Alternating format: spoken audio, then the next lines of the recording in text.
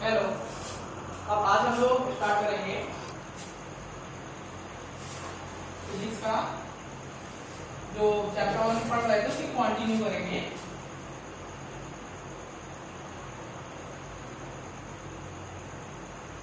वैद्युत आवेश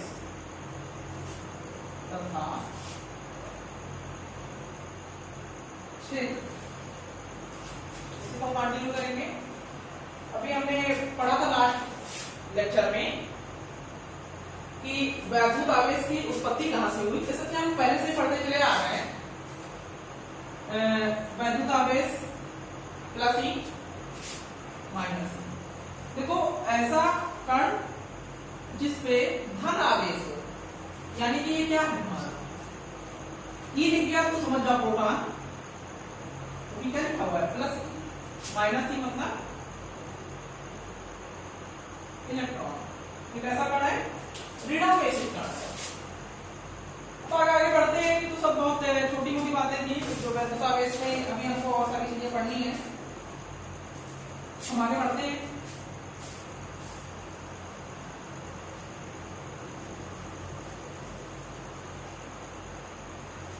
एक छोटी सी हेडिंग डालेंगे, वैद्युत आवेश के मूल गुण।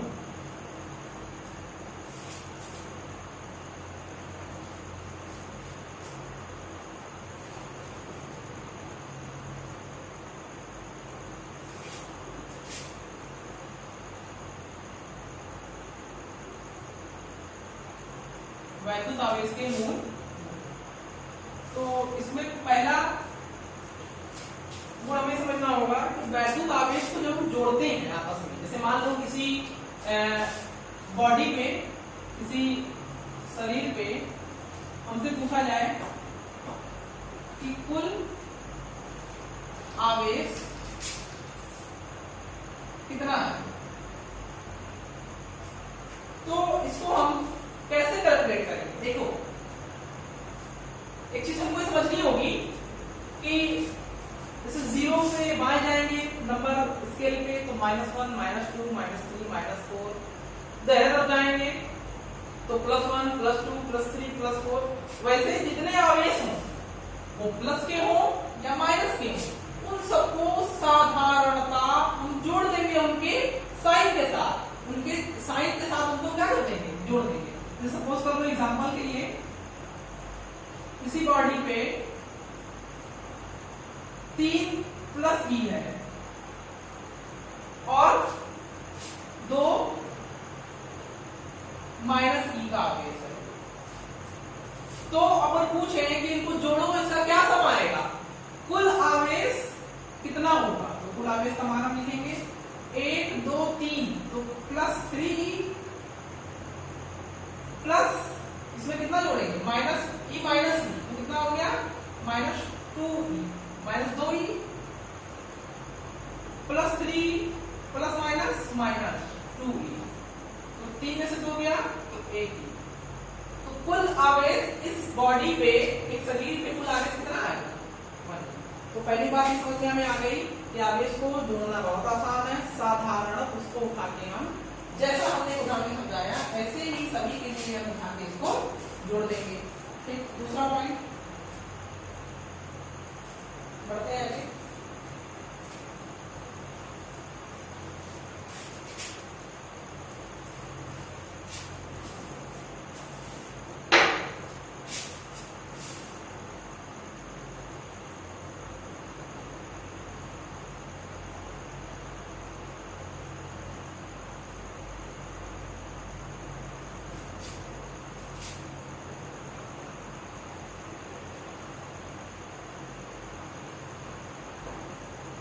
वैद्युत आवेश क्या है, संरक्षित है। वैद्युत आवेश क्या है, संरक्षित है।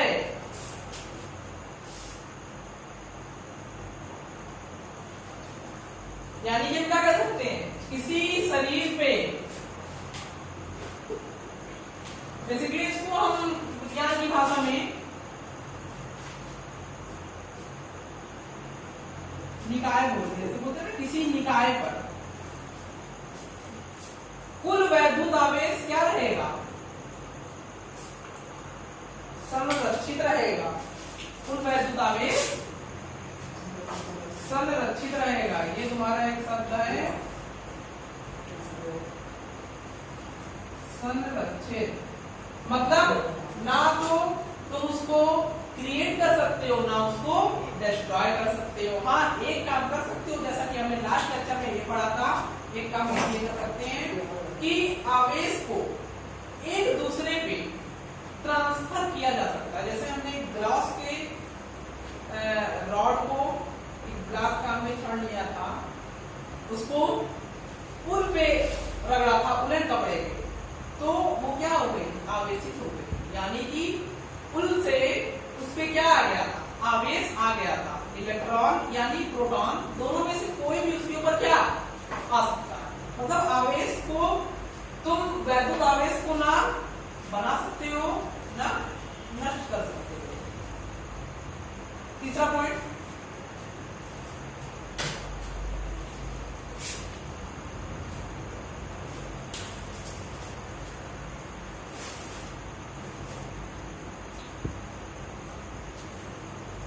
एक शब्द आता है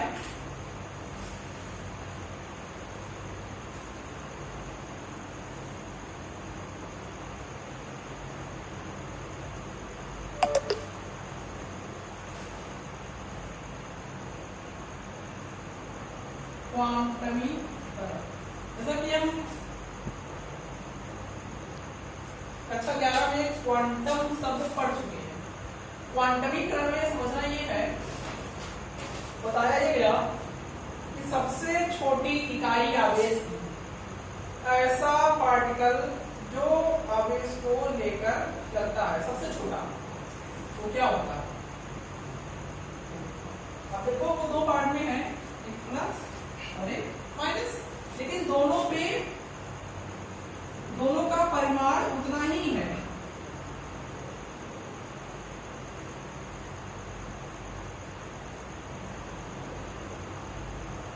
बस ये ऋणात्मक रहता है, ये धनात्मक वाला होगा, और ये इलेक्ट्रॉन, ठीक, इसको प्लस की, इसको माइनस, यही तो बोलते हैं। फिर आगे बढ़ते हैं, समझते क्या बोला ये गया कि वैद्युत आवेश क्या रहता है, क्वांटाइज्ड रहता है। क्वांटाइज्ड मतलब कि कुल आवेश किसी भी निकाय पर, कुल आवेश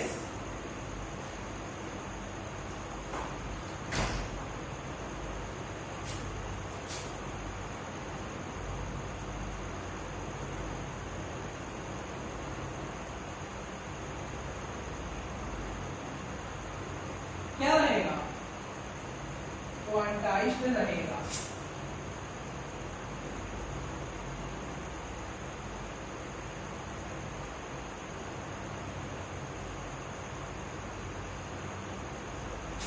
तो इसका क्या मतलब हुआ, इसका मतलब ये हुआ, इसमें एक पॉइंट ये बोला गया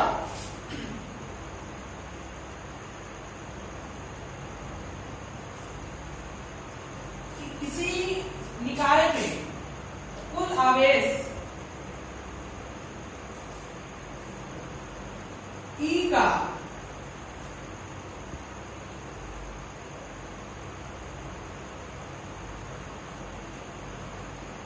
पूर्णांक गुणज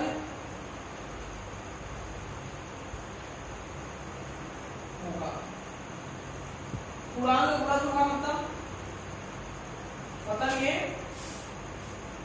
मान लो किसी पे हमें इलेक्ट्रॉन दिखाना है, तो पूर्णांक मतलब क्या हो गया, समझते हो, या तो कुछ नहीं रहेगा शून्य, या 1 या 2 या 3 या 4 या 5 या 6, ऐसे करके बढ़ते चले जाएंगे इधर, ठीक। यानी कि इलेक्ट्रॉन तो तुमको क्या लेना पड़ेगा, पूर्णांक लेना पड़ेगा। ये नहीं तो 1.5 कर दो, 2.5 कर दो, 3.5 कर दो, 4 कर दो, 5 कर दो, 5.25 कर दो, ऐसा कुछ नहीं है। 5.2 वाला काम यहाँ पर नहीं रहेगा। क्या रहेगा, वैद्युत आवेश क्वांटाइज्ड रहेगा, यानी कि E का पूर्णांक गुणज होगा। किसी भी निकाय पर आवेश का मान कितना होगा, कुल आवेश E का पूर्णांक गुणज होगा। बहुत इंपॉर्टेंट है। के बारे में बात हो रही है, वैद्युत आवेश के मूल गुण। इसमें कोई कंफ्यूजन अगर रह जाती है या बोलने में उसमें कोई त्रुटि हो गई हो छोटी मोटी, तो आप उसको बिल्कुल बेझिझक ग्रुप पे पूछ सकते हो। ठीक है, आगे बढ़ते हैं।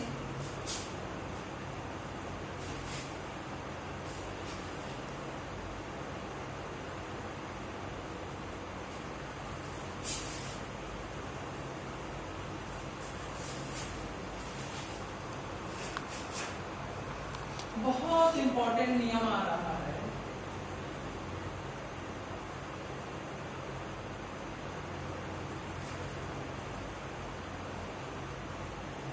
कूलाम नियम।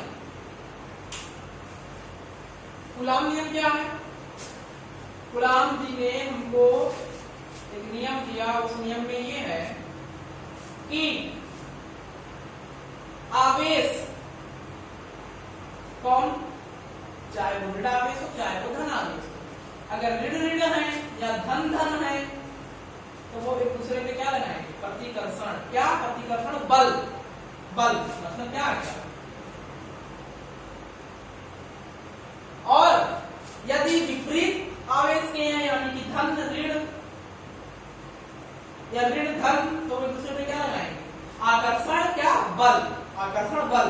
तो वहां पे भी क्या आएगा? बल, F। तो यहाँ पे कूलाम ने एक सूत्र दिया, F बराबर 1/4 pi epsilon not Q1 Q2 upon R square. Q1 क्या है? मानो कोई दो आवेश है, बिंदु आवेश, ये Q1 ये Q2, उनके बीच की दूरी कितनी है? R। तो उनके बीच में लगने वाला बल कैसा होगा? 1/4 Q1 Q2 अपॉन R का स्क्वायर। तो कर लो। फिर अब ये तुम्हारा क्या है? नियतांक। ये क्या है? नियतांक। एक तो 1/4 पाई एप्सिलॉन नॉट ये हम के लिख सकते हैं, और इसके का मान होता है 9 × 10⁹ दूसरी बात, एप्सिलॉन नॉट का मान यदि जानना चाहते हो तो 8.854 इंटू 10 की पावर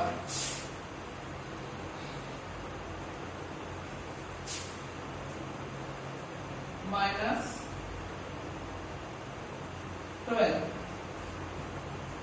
ठीक, और यूनिट लगाना चाहते हो तो लगा, ये सब बुक में मिल जाएगा यूनिट, लेकिन मैं बता दे रहा हूँ C² अपॉन m², ये इसकी हो गई इकाई यूनिट। ठीक, ये कूलाम का नियम हुआ। लेकिन एक बात और ध्यान रखनी है, F कैसी राशि है? सदिश राशि है। सदिश मतलब दिशा पर निर्भर करती है। जैसे मान लो मैं बोला जाए बल लगाना है, तो बल लगाना है, कहाँ लगाना है? तो दिशा तो बताइए। मान लो को बोर्ड पे लगाना है, दिशा तो हो गई। बल लगाना है, किधर बल लगाना है? नहीं, बल की क्या होती है? दिशा होती है, सदिश राशि है। तो भाई अब इस नियम को, कूलाम के नियम को हमें किस हिसाब से पढ़ना पड़ेगा? सदिश मतलब वेक्टर फॉर्म में भी हमें इसको पढ़ना पड़ेगा। तो ठीक है, पढ़ते हैं।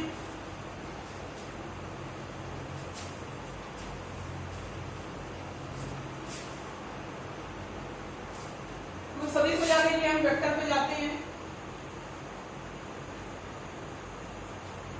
ये बिंदु Q1 है, यहाँ पे Q2, हमारा हो जाएगा R2, हमारा हो जाएगा R1। यहाँ से यहाँ गए तो R2 Q2 1। ठीक, फिर अब इसको वेक्टर फॉर्म में अगर हमें लिखना हो, हम इसका क्या लिख दे रहे हैं? Q1 Q2 upon R21। मतलब कि देखो सिंपल सी बात है, समझाता हूं मैं।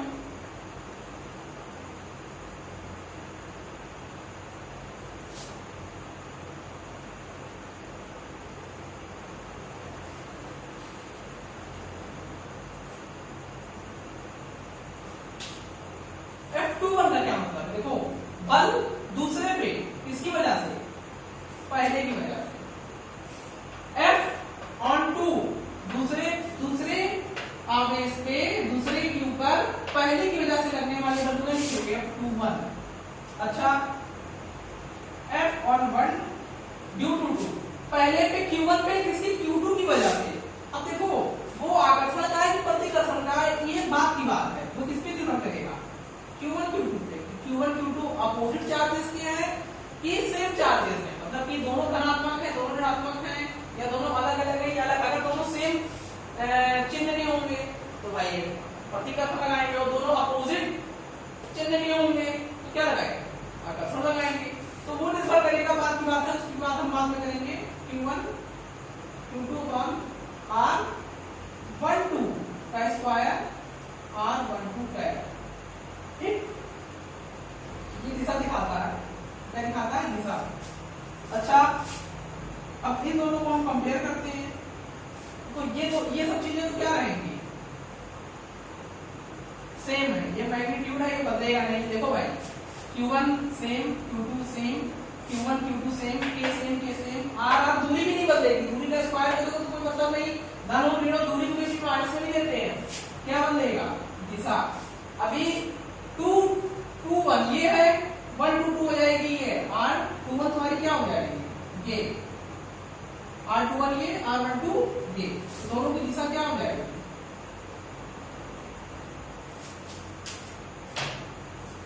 बदल जाएगी। कैसे बदल जाएगी, देखो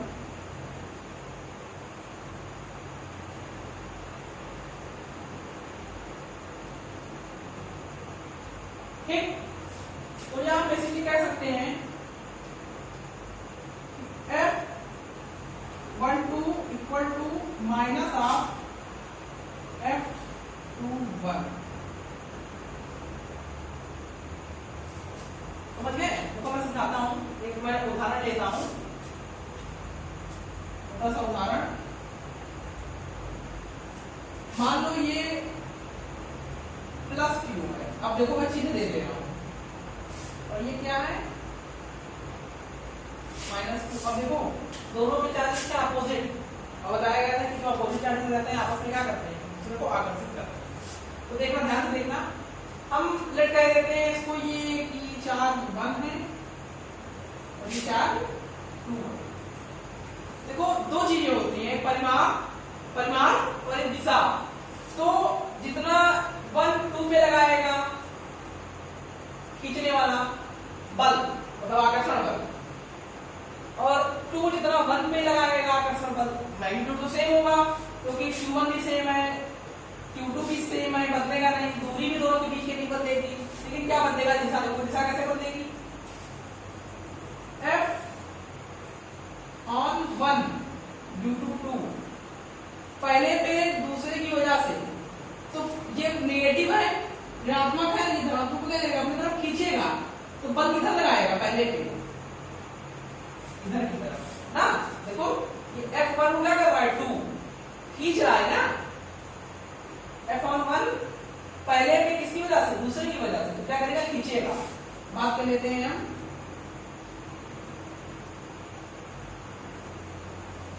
दूसरे पे पहली वजह से, तो ये क्या करेगा, इसको अपनी तरफ खींचेगा, तो किधर खींचेगा, इधर तो खींचेगा ना। तो देखो दोनों की दिशा क्या है, अपोजिट आ गई, तो इसीलिए हम क्या करते हैं, बात समझ में आ गई, ठीक है। आगे बढ़ते हैं, गुलाम का नियम हो गया। अब हमें देखना यह है कि कैसे इनको जोड़ा जाए, कैसे इनको जोड़ा जाए। तो जोड़ने में क्या देखना है, जैसे अभी तो 2 है, तो चलो उनके बीच का बल निकल जाएगा, मान लो 3 आवेश रख दिया जाए, Q1 Q2 में Q3 भी रख दें, तो 3 आवेश होंगे, तो कैसे हम करेंगे,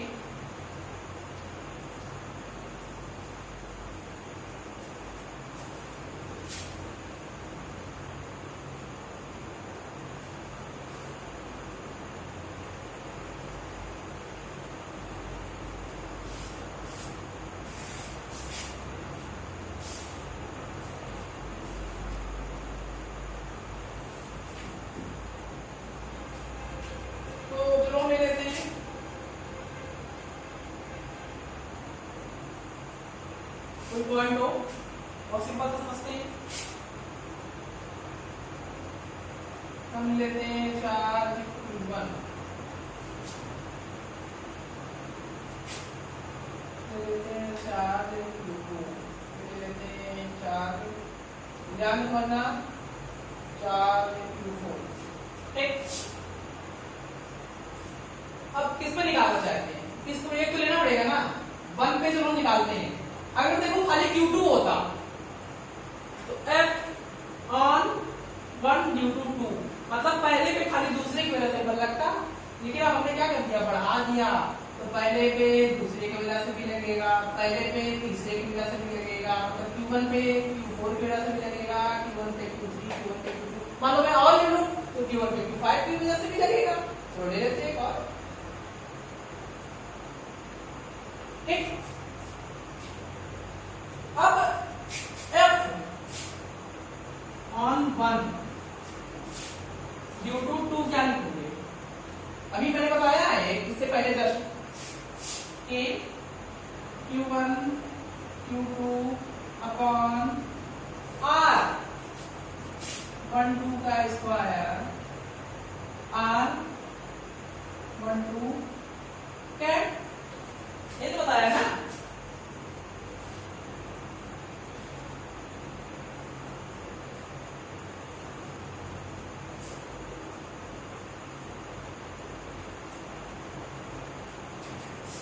चलो फिर पहले पे तीसरे की वजह से, पहले पे तीसरे की वजह से क्या लिखेंगे, K Q1 Q2 upon R13 square R13। ये दिशा है, ये क्या है, दिशा, दिशा बोले ना, मान लो इसको इससे बोलते हैं,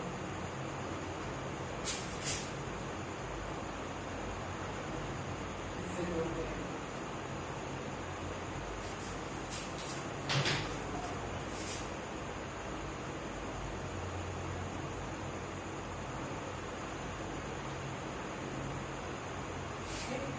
अभी इनको इससे तो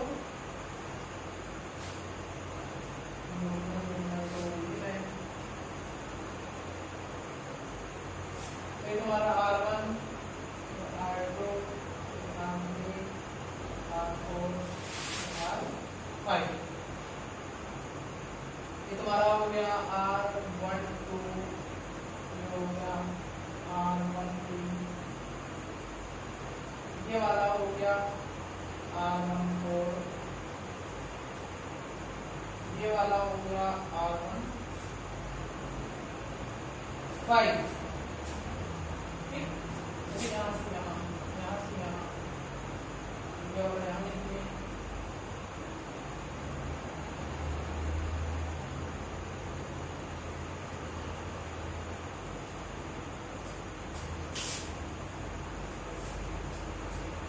F on 1 तो सभी की वजह से हमें देखना पड़ेगा पर K Q2 गलती से Q3 कर दो इसको, K Q1 Q4 upon R14 square R14। ठीक,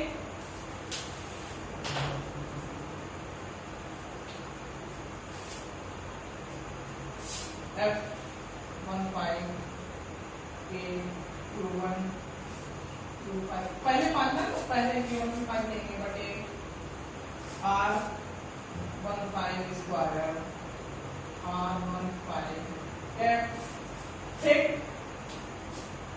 अब सबको क्या करेंगे हम, वेक्टर के हिसाब से साधारणता जोड़ देंगे, तो F1 टोटल F1 कुल कितना होगा, F12 plus F13 plus F14 plus F15 और होगा तो हम और जोड़ देंगे, मान लो और आगे से बढ़ा दें तो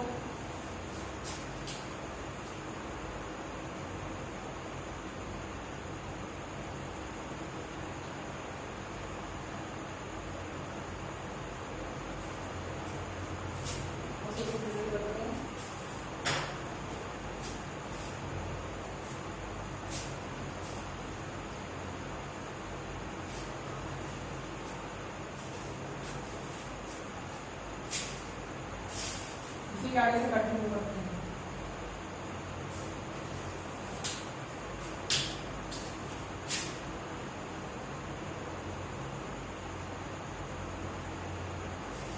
F12 की वैल्यू क्या क्या रख देंगे? देखो एक चीज सब में कॉमन है,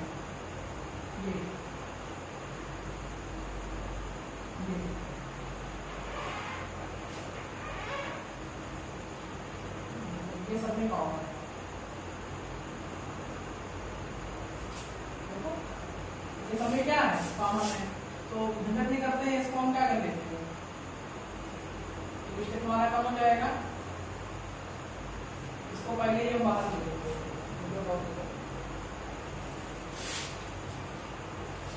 तो देखते हैं अब Q3 upon R13 square R1 cap plus Q4 upon R14 square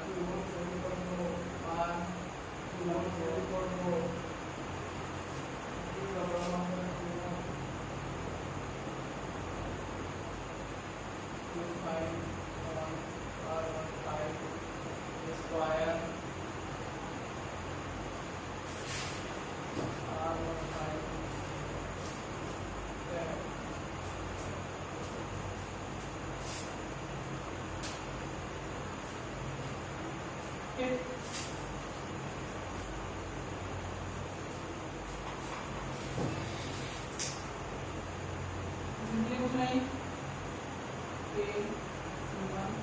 क्या जोड़ है, क्या करेंगे, समेशन का साइन लगाएंगे। ये साइन होता है इसका समेशन का। हम देंगे आई 2 से स्टार्ट होगा 5 तक, मतलब क्यू आई टू है ना, तो आई रखिए। R1 2 है ना, दूसरा आई रखिए स्क्वायर R1 दूसरा आई रखिए। ठीक, और फाइन इसमें I2 2 से स्टार्ट होगा, कहां तक जा रहा है, 5 तक। 2 3 4 5, एक बार 2 रखेंगे तो ये बन जाएगा, एक बार 3 रखेंगे तो ये बन जाएगा, एक बार 4 रखेंगे तो ये बन जाएगा, एक बार 5 रखेंगे तो ये बन जाएगा। ठीक, तो ये हमारा शॉर्ट फॉर्म हो गया। अच्छा, ये जो हमने बनाया है ना, इसको कहते हैं बहुल आवेशों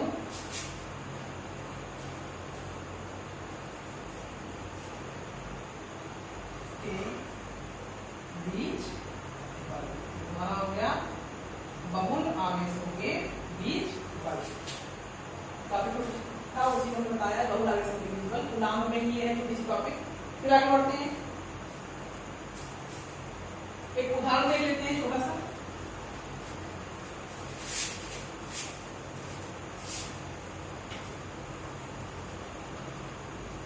जल्दी से देखते हैं हमारा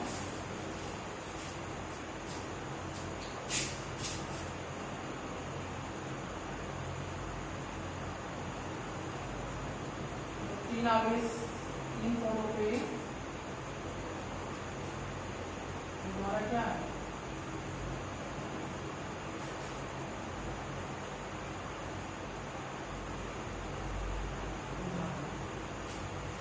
यहाँ पर एक हम बड़ा आवेश रख देते हैं Q। सब देखो, सब धनात्मक है। हमको निकालना है Q पे F ऑन किस पे, Q। F किसके निकालना है, Q पे। Q पे कुल कितना है,